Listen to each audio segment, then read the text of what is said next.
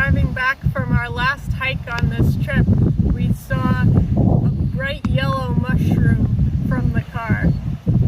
When we pulled over, we found that it was chicken of the woods, a mushroom that we often find, especially on the East Coast, on oak trees or pine trees. In this case, it was clearly growing on a eucalyptus stump, which is a little different, so this will be a little spicy to try. Hopefully not literally too spicy, but we'll see. This is a really meaty mushroom. The texture when you shred it and cook it up is a lot like a chicken breast, and it's going to be really delicious. We're going to cook it with some pesto sauce and some pasta, sort of make a mushroom pesto chicken pasta. It'll be great.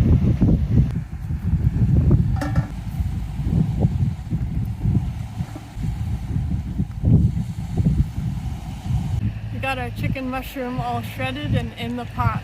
We're going to cook it with a little oil, garlic powder, and Tony's Creole seasoning. When you're collecting any mushroom to eat, make sure you know that you've correctly and definitively identified it. There are a lot of look-alike mushrooms out there, and if you're not sure, check in with an expert.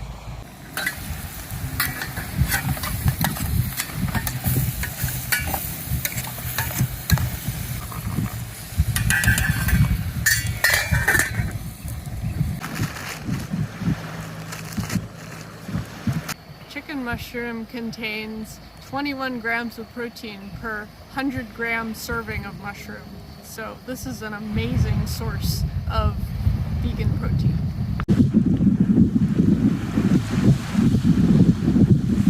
Here's the final product. We mixed together our pasta and pesto sauce with our fried up chicken mushroom.